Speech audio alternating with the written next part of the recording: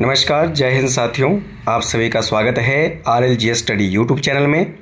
आज की वीडियो में हम लेकर आए हैं पॉलिटिकल साइंस का सेक्शन, और पॉलिटिकल साइंस के सेक्शन के अंदर जो है हम बात करने वाले हैं सुप्रीम कोर्ट के बारे में। सुप्रीम कोर्ट यानी सर्वोच्च न्यायालय पार्ट नंबर 1 में हम बात करेंगे। सर्वोच्च न्यायालय का प्रावधान सर्वोच्च न्यायालय संविधान के किस भाग के अंदर है, और भारतीय जो संविधान के अंदर सर्वोच्च न्यायालय की क्या स्थिति है, सर्वोच्च न्यायालय में न्यायाधीशों की संख्या, न्यायाधीशों की नियुक्ति और उनकी जो शपथ है, शपथ ग्रहण है, या फिर आपका उनके जो कार्य और शक्तियां हैं, उनके प्रारंभिक क्षेत्राधिकार है, और आपका जो है उनका जो प्रमुख जो प्रावधान है संविधान में किस तरीके से किया गया है, उन तमाम चीज़ों के बारे में हम आज जो है सुप्रीम कोर्ट के बारे में डिस्कस करने वाले हैं। तो दोस्तों लगातार बने रहिए हमारे चैनल के साथ, और अगर आप हमारे चैनल पर नए हैं तो चैनल को लाइक करें, सब्सक्राइब करें और ज़्यादा से ज़्यादा वीडियो को शेयर करें।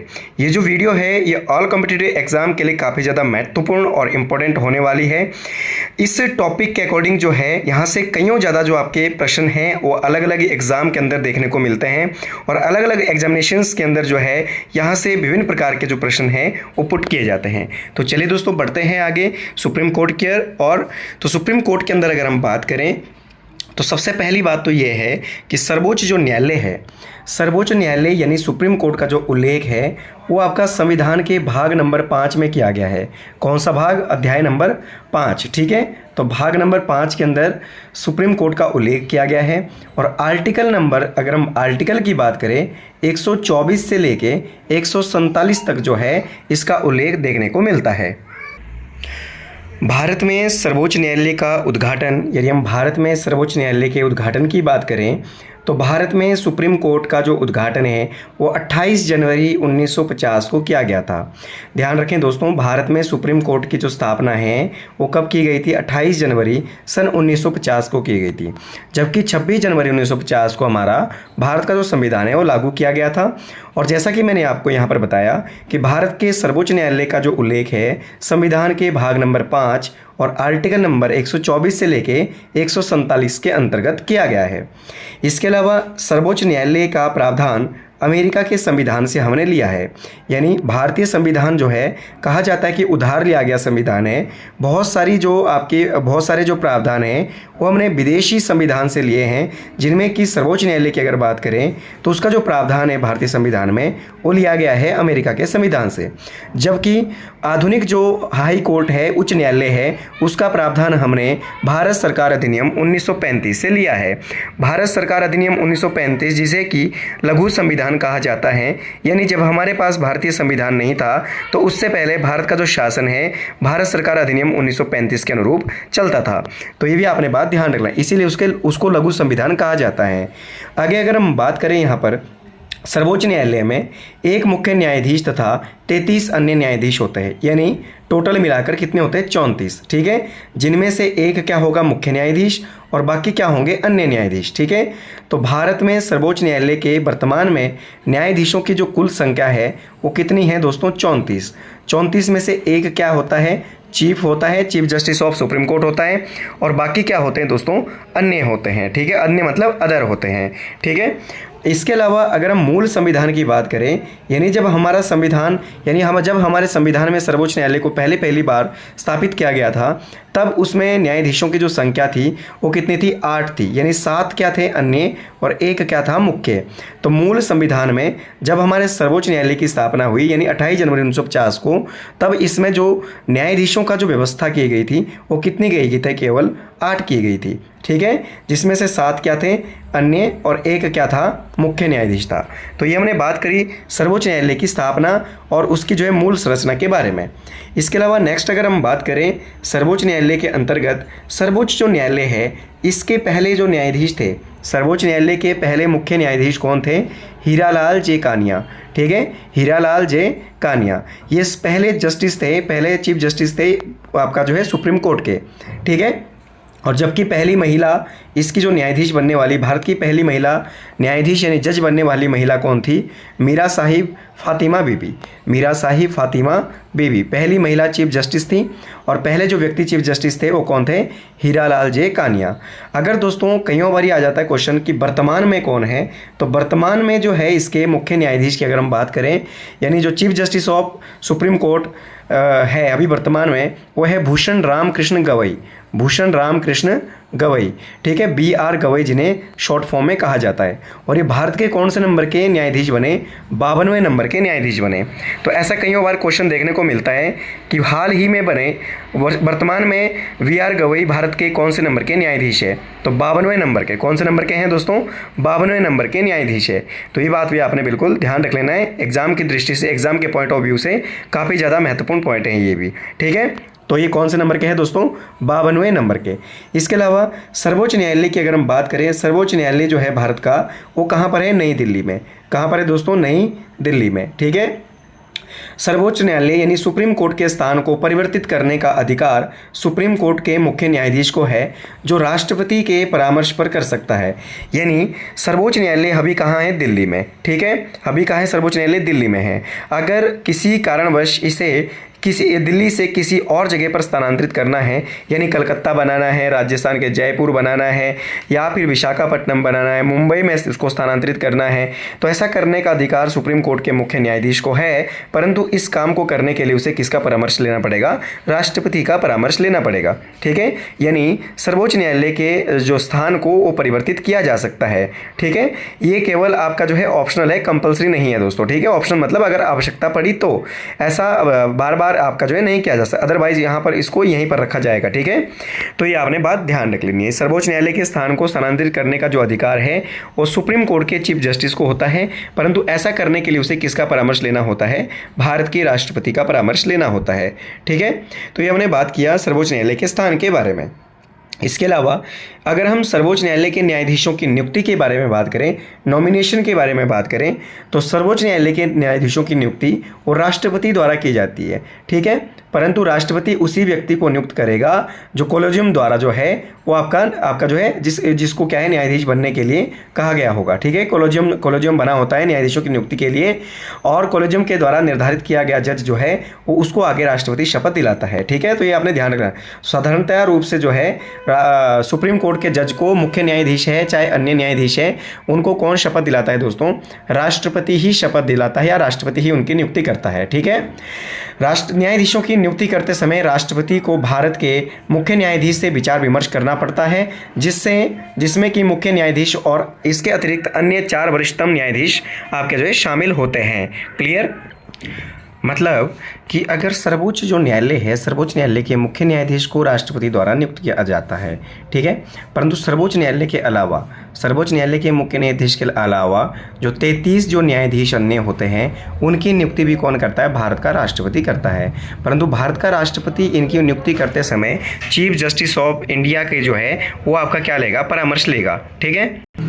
तो ये था सर्वोच्च न्यायालय के मुख्य न्यायाधीशों की नियुक्ति के बारे में, जिसमें सर्वोच्च न्यायालय में हमने देखा कि कुल जो 4 वरिष्ठतम न्यायाधीश होते हैं, जिनमें से एक चीफ होता है, और वैसे टोटल इनको मिलाकर के टोटल जो न्यायाधीश होते हैं 34 होते हैं, जिनमें से 33 क्या होते हैं? अन्य होते हैं, और एक क्या होता है? चीफ जस्टिस होता है। और सुप्रीम कोर्ट के मुख्य न्यायाधीश और अन्य न्यायाधीशों की जो नियुक्ति है वो कौन करता है? भारत का राष्ट्रपति करता है, भारत का राष्ट्रपति करता है, ठीक है। तो ये हमने बात की मुख्यतः सुप्रीम कोर्ट के न्यायाधीशों की नियुक्ति के बारे में। आई होप आपको वीडियो पसंद आई होगी दोस्तों। अगर वीडियो पसंद आई है तो चैनल को लाइक कर लीजिएगा, सब्सक्राइब कर लीजिएगा, और वीडियो को ज़्यादा से ज़्यादा शेयर कर लीजिएगा, क्योंकि कुछ ही दिनों के पश्चात जो है हम क्लासेस को लाइव शुरू करने वाले हैं, तो ज़्यादा से ज़्यादा लोग यहाँ पर हमारे साथ जुड़ सकें, इसीलिए आप ज़्यादा से ज़्यादा वीडियो को शेयर कर लीजिएगा। और ये जो आपका पॉलिटिकल साइंस का जो सेशन होता है, पॉलिटिकल साइंस जो है ऑल कॉम्पिटिटिव एग्जाम के लिए काफ़ी ज़्यादा महत्वपूर्ण और इम्पोर्टेंट जो है सेशन रहता है, क्योंकि ऑल कॉम्पिटिटिव एग्जाम में पॉलिटिकल साइंस के कहीं ना कहीं आपको क्वेश्चंस जो है देखने को मिलते हैं। तो पॉलिटिकल साइंस में अगर आपको हाई स्कोर करना है तो लगातार बने रहिए हमारे चैनल के साथ। और अगर आप किसी भी एस्पिरेंट्स को नोट्स की नीड है, यानी आपका जो है हैंडमेड नोट्स है जो ऑल आपका जो कॉम्पिटिटिव एग्जाम के लिए काफ़ी ज़्यादा इंपॉर्टेंट हो रहने वाले हैं, ठीक है, जो NCERT बेस्ड होंगे, तो अगर आपको किसी को नीड है तो पॉलिटिकल साइंस, अगर हम सब्जेक्ट की बात करें तो पॉलिटिकल साइंस साइंस के नोट्स अवेलेबल है, ज्योग्राफी के नोट्स अवेलेबल है, इंडियन हिस्ट्री के नोट्स अवेलेबल है, हिमाचल जीके के नोट्स आप हमारे पास अवेलेबल है। अगर आप चाहें तो आप कमेंट बॉक्स में हमें कमेंट करके बता सकते हैं, जिसको आपकी जो है हैंडमेड नोट्स की हैंडमेड जो नोट्स है उसकी जो है आपकी नीड है। तो चलिए दोस्तों बढ़ते हैं आगे। तो आगे की अगर हम बात करें तो आगे जो है हमारे पास सुप्रीम कोर्ट के न्यायाधीश बनने के लिए योग्यताएं और अर्हताएं क्या क्या है। तो चलिए देखते हैं। सबसे पहली बात कि वो भारत का नागरिक होना चाहिए, ठीक है। दूसरी बात, वो किसी उच्च न्यायालय में या दो से अधिक आपका जो है उच्च न्यायालय में कम से कम 5 वर्ष तक न्यायाधीश रहा हो, या फिर इसके अलावा ये किसी एक या एक से अधिक उच्च न्यायालय में न्यूनतम 10 वर्ष तक जो है अधिवक्ता रह चुका हो, ठीक है। तो ध्यान ये रखना है आपने यहाँ पर। तो ये इसके लिए योग्यता बताई गई है कि सबसे पहली बात तो भारत का नागरिक होना चाहिए, ठीक है। वो किसी हाई कोर्ट में कम से कम 5 वर्ष तक जज रह चुका हो, ठीक है। किसी हाई कोर्ट में कम से कम 5 वर्ष तक जो है वो जज रह चुका हो, या फिर किसी भी हाई कोर्ट के अंदर लगभग 10 साल तक उसने वकालत की हो, यानी 10 साल तक वो अधिवक्ता रह चुका हो, ठीक है। और साथ में वो राष्ट्रपति की दृष्टि में कानून का अच्छा ज्ञाता या अच्छा जानकार होना चाहिए, और साथ में वो पागल दिवालिया ना हो।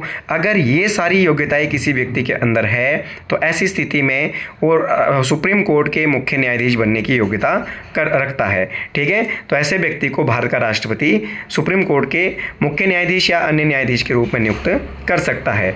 तो ध्यान आपने ये रखना है सिर्फ कि यहाँ पर ये दोनों नहीं बोली गई है दोस्तों। जैसे कि आपका जो है 5 वर्ष तक किसी उच्च न्यायालय में न्यायाधीश रहा हो, और फिर आपका जो है 10 वर्ष के लिए किसी हाई कोर्ट में वकालत, इन दो में से कोई एक, ठीक है। ये अथवा में आएगी, यानी और में है, ठीक है। यानी दो में से कोई एक यदि योग्यता है, या तो 10 साल तक वकालत कर चुका है, या फिर वो 5 साल तक किसी हाई कोर्ट में जज रह चुका हो, साथ में राष्ट्रपति की दृष्टि में अच्छा कानून का जानकार होना चाहिए, भारत का नागरिक होना चाहिए, लाभदायक पद पर ना हो, और साथ में पागल और दिवालिया नहीं होना चाहिए। ऐसी स्थिति में उसे भारत के राष्ट्रपति द्वारा सर्वोच्च न्यायालय का न्यायाधीश के रूप में नियुक्त किया जा सकता है। तो ये हमने बात करी सुप्रीम कोर्ट के न्यायाधीश को बनने के लिए योग्यताएं या अर्हताएं, ठीक है। इसके अलावा नोट पॉइंट आपने यहाँ पर मेन बात ध्यान रखनी है कि सर्वोच्च न्यायालय के न्यायाधीश बनने के लिए न्यूनतम आयु का उल्लेख नहीं किया गया है। भारतीय संविधान में कोई भी ऐसा अनुच्छेद नहीं है जिसमें सर्वोच्च न्यायालय के न्यायाधीश बनने के लिए न्यूनतम जो आयु है वो निर्धारित की गई है। फॉर एग्जांपल, जैसे राष्ट्रपति को बनने के लिए न्यूनतम आयु होनी चाहिए 35 साल, और प्रधानमंत्री को बनने के लिए न्यूनतम आयु कितनी होनी चाहिए दोस्तों, वो होनी चाहिए आपकी जो है कितनी मिनिमम जो एज है वो कितनी होनी चाहिए 25 ईयर्स। लोकसभा का सदस्य बनने के लिए 25, राज्यसभा का सदस्य बनने के लिए 30, विधानसभा का सदस्य बनने के लिए 25, विधान परिषद का सदस्य बनने के लिए आपकी जो है 30 वर्ष, और पंचायत का इलेक्शन लड़ने के लिए 21 वर्ष जो है आयु निर्धारित की गई है। ऐसा यहाँ पर किसी प्रकार का कोई आर्टिकल देखने को नहीं मिलता जिसमें ये पता चल सके कि सुप्रीम कोर्ट के न्यायाधीश को बनने के लिए कम से कम आयु कितनी होनी चाहिए, ठीक है। तो अधिक से अधिक आयु की बात की गई है, 65 वर्ष अधिक से अधिक आयु हो सकती है, परंतु कम से कम आयु का यहाँ पर किसी प्रकार का कोई निर्धारण नहीं किया गया है। चलिए बढ़ते हैं आगे की ओर। तो सर्वोच्च न्यायालय के शपथ के बारे में यदि बात करें, यानी औथ के बारे में यदि बात की जाए, तो सर्वोच्च न्यायालय के न्यायाधीश को या अन्य न्यायाधीशों को कौन शपथ दिलाता है, इसके बारे में हम यहाँ पर बात कर रहे हैं। तो सर्वोच्च न्यायालय के मुख्य न्यायाधीश और अन्य न्यायाधीशों को राष्ट्रपति द्वारा ही शपथ दिलाई जाती है, ठीक है। राष्ट्रपति ही उसे उसके पद एवं गोपनीयता की शपथ दिलाता है, ठीक है। और सर्वोच्च न्यायालय के न्यायाधीश के कार्यकाल की अगर बात करें तो साधारण कार्यकाल उसका कितना माना जाता है, 5 वर्ष, और अधिकतम जो रिटायरमेंट आयु है, सेवानिवृत्त की जो आयु है वो कितनी है, 65 वर्ष। इन दोनों में से जो पहले आए वही उसका कार्यकाल माना जाएगा, ठीक है। यानी मान लीजिए कोई व्यक्ति 61 साल में न्यायाधीश बनता है, ठीक है। तो अगर वो 61 साल में न्यायाधीश बनता है तो ज़्यादा से ज़्यादा कितने साल तक न्यायाधीश रह सकता है, 65 साल तक रह सकता है। तो उसका दोस्तों कार्यकाल कितना बना, 4 साल। कितना बना, 4 साल। मान लीजिए कोई व्यक्ति 50 साल में क्या बनता है, न्यायाधीश बनता है, तो केवल 55 वर्ष की आयु तक ही क्या है, न्यायाधीश रह सकता है। उसके बाद उसके 5 साल कंप्लीट हो जाएंगे। तो एज के हिसाब से अगर उसकी सेवानिवृत्ति पहले हो रही है तो कार्यकाल माना जाएगा, और 5 वर्ष के अकॉर्डिंग उसका जो है कार्यकाल यदि पहले समाप्त हो रहा है तो उसका कार्यकाल माना जाएगा। तो ये था सुप्रीम कोर्ट के न्यायाधीश के लिए अधिकतम आयु और उसके जो है कार्यकाल के प्रावधान के बारे में और उसकी शपथ के बारे में और साथ में उसकी नियुक्ति के बारे में हमने बात की और न्यायाधीशों की संख्या और उसकी संरचना के बारे में हमने इस वीडियो के अंदर बात की है। चलिए बढ़ते हैं आगे। आगे की अगर बात करें तो न्यायाधीशों की जो सुप्रीम कोर्ट का जो न्यायाधीश होता है उसको हटाने का क्या प्रावधान है, तो उसको किस तरीके से पद से हटाया जा सकता है। ठीक है, ऐसा नहीं है कि उसको पद से हटाया ही नहीं जा सकता है। हालांकि जो प्रक्रिया है न्यायाधीश को हटाने की वो बड़ी जटिल प्रक्रिया है, परंतु फिर भी संविधान में उसको जो है हटाने का जो प्रावधान है वो संविधान में सुनिश्चित रूप से किया गया है। तो चलिए देखते हैं किस प्रकार से हटाया जाता है न्यायाधीशों को। कदाचार या फिर महाभियोग प्रक्रिया के द्वारा, ठीक है, कदाचार या फिर महाभियोग प्रक्रिया के द्वारा सर्वोच्च न्यायालय के न्यायाधीशों को पदस्थ किया जा सकता है। ठीक है, परंतु इसके लिए जो निष्कासन प्रस्ताव है वो किस तरीके से पारित किया जाएगा। संसद का जो लोकसभा का सदस्य है, लोकसभा का जो सदन है, लोकसभा सदन के अंदर उसके लिए 100 सदस्यों का क्या है सिग्नेचर होना चाहिए। यदि किसी न्यायालय के न्यायाधीश को हटाना है तो उसके लिए पहले लोकसभा के अंदर 100 सदस्यों का आपकी जो स्वीकृति होनी चाहिए और 50 सदस्यों की स्वीकृति कहाँ होनी चाहिए, राज्यसभा में। ठीक है, राज्यसभा द्वारा हस्ताक्षर सहित जो है अध्यक्ष और सभापति को देना होता है। यानी लोकसभा के 100 सदस्य विद जो सिग्नेचर है किसको, ये आपका जो है प्रस्ताव समर्पित करेंगे लोकसभा के अध्यक्ष को और राज्यसभा के सदस्य किसको समर्पित करेंगे, सभापति को। फिर इसके पश्चात इससे अध्यक्ष या सभापति इसे जो ये जो प्रस्ताव जो लोकसभा सदस्य और राज्यसभा सदस्यों के द्वारा अध्यक्ष और सभापति को दिया गया है, इस प्रस्तावों को लोकसभा का अध्यक्ष और राज्यसभा का सभापति स्वीकार या अस्वीकार दोनों रूप से कर सकते हैं। ठीक है, चाहे तो उसे स्वीकार भी कर सकते हैं, चाहे तो उसे इनकार भी कर सकते हैं। मान लीजिए कि क्या है, ये जो आपका अध्यक्ष और सभापति के द्वारा इसे स्वीकार कर लिया जाता है। इनके द्वारा स्वीकार करने पर 3 सदस्यों की एक समिति का गठन किया जाता है। ठीक है, 3 सदस्यों की एक समिति का गठन किया जाता है। जब लोकसभा का अध्यक्ष और राज्यसभा का सभापति इस निष्कासन प्रस्ताव को स्वीकार कर लेते हैं तो ये अध्यक्ष और सभापति 3 सदस्यों की एक समिति बिठाते हैं, जिसके अंदर जो है जिसमें कौन कौन होता है, जिसमें सुप्रीम कोर्ट का एक न्यायाधीश होगा। ठीक है, सुप्रीम कोर्ट का कोई भी एक न्यायाधीश शामिल होगा 3 सदस्यों में, या फिर किसी भी उच्च न्यायालय का एक न्यायाधीश होगा। ठीक है, दूसरा व्यक्ति कौन होगा, किसी भी हाई कोर्ट का कोई अन्य न्यायाधीश होगा और एक कोई भी आपका जो है प्रतिष्ठित न्यायवादी हो सकता है। ठीक है, तो ये 3 सदस्य होंगे और ये 3 ही सदस्य डिसाइड करेंगे कि क्या इस जो आपका ये जो प्रस्ताव लाया गया है ये उचित है या अनुचित है। यदि ये उचित होता है तो ऐसी स्थिति में न्यायालय के न्यायाधीश को आपका जो है अपने पद से इस्तीफा देना पड़ता है। अगर इसे जो है यहाँ पर इसको रद्द कर दिया जाता है तो ऐसी स्थिति में उसके ऊपर जो है किसी प्रकार का कोई प्रस्ताव लागू नहीं होता है। तो इतनी जटिल प्रक्रिया है दोस्तों, इसीलिए आज तक कभी भी इतिहास में आज तक जितने भी न्यायाधीश बने हैं कोई भी ऐसा न्यायाधीश नहीं है भारत का जिसको इस प्रक्रिया के द्वारा आपका जो है सेवानिवृत्त किया गया है या फिर हटाया गया है या जिसके ऊपर ये महाभियोग प्रक्रिया लाई गई है। थोड़ी प्रक्रिया जटिल है, परंतु इसका मतलब ये नहीं है कि क्योंकि भारत का संविधान ना तो कठोर है और ना ही लचीला है। ठीक है, इतना भी लचीला नहीं है कि इसे आसानी से परिवर्तित किया जाए और इतना भी कठोर नहीं है कि इसे बदला ही नहीं जाए। ठीक है, तो इसमें कुछ प्रक्रियाएं जटिल है तो कुछ बिल्कुल आसान है। ठीक है, तो इस तरीके से अगर इस तरीके से जो है आपका ये जो आपका अगर ये प्रस्ताव दोनों सदनों में प्रस्ताव विशेष बहुमत से पारित हो जाता है तो पारित होने के पश्चात राष्ट्रपति को ये दिया जाता है और अंततः आपके जो है राष्ट्रपति की अंतिम स्वीकृति से राष्ट्रपति द्वारा उस न्यायालय के न्यायाधीश से उसको जो है इस्तीफा आपका जो देने के लिए आपका जो है घोषणा जारी की जाती है। और ऐसी स्थिति में राष्ट्रपति जब उस न्यायालय के न्यायाधीश के विरुद्ध जो है इस्तीफा जो है देने के लिए क्या है आपका कहता है तो उसे अपने पद से इस्तीफा देना होता है। एक नोट पॉइंट यहाँ पर आपने ध्यान रखना है कि 1991 से 91 से 93 के बीच की बात है। ये जो प्रस्ताव है महाभियोग प्रस्ताव संसद में लाया गया था किसके प्रति, वी रामास्वामी के विरुद्ध लाया गया था, परंतु ध्यान रखें ये लोकसभा में पारित ही नहीं हो पाया, जिसके कारण जो है ये प्रस्ताव यहीं पर समाप्त हो जाता है। तो आज तक जैसे कि मैंने बताया कि आज तक कोई भी ऐसा न्यायाधीश नहीं है जो इस पद के इस आपका जो है महाभियोग प्रस्ताव के तहत जो है जिसको पद से निष्कासित किया गया हो। ठीक है, तो आप केवल लाया जरूर गया था किसके खिलाफ लाया गया था, वी रामास्वामी के खिलाफ लाया गया था, ठीक है। परंतु लोकसभा में प्रस्ताव पारित ही नहीं हो पाया, जिसके कारण क्या है, ये प्रस्ताव यहीं पर रद्द हो जाता है। क्लियर। इसके अलावा न्यायाधीश के, अगर सुप्रीम कोर्ट के न्यायाधीश की बात करें तो सुप्रीम कोर्ट के न्यायाधीश के वेतन और भत्ते की अगर बात करें तो इसका जो वेतन और भत्ता है उसकी बात की गई आर्टिकल नंबर 125 में। आर्टिकल नंबर 125 में क्या कहा गया है कि सर्वोच्च न्यायालय का जो मुख्य न्यायाधीश है, सर्वोच्च न्यायालय का जो मुख्य न्यायाधीश है, उसे जो पर मंथ जो वेतन मिलता है 2,80,000 रुपये उसे पर मंथ जो है वेतन के रूप में मिलता है। और अन्य जो न्यायाधीश है दोस्तों, अन्य जो न्यायाधीश है उन्हें वेतन मिलता है 2,50,000, ठीक है, 2,50,000 वेतन के रूप में मिलता है, ठीक है। इसके अलावा अगर हम यहाँ पर बात करें सर्वोच्च न्यायालय के न्यायाधीशों के बारे में, इनके वेतन के बारे में, तो इनको जो वेतन दिया जाता है वो संचित निधि से दिया जाता है और सेवानिवृत्ति के बाद इन्हें भत्ता भी दिया जाता है। सेवानिवृत्ति यानी रिटायरमेंट के बाद इनको आपका जो है रिटायरमेंट भत्ता भी आपका दिया जाता है। तो ये हमने बात करी सर्वोच्च न्यायालय के न्यायाधीश और उनके वेतन भत्ते, उनका कार्यकाल, उनकी स्थिति, उनकी जो है आपका संरचना और उनकी संख्या के बारे में बात की, उनके कार्यकाल के बारे में बात करी, उनकी योग्यताओं के बारे में बात करी।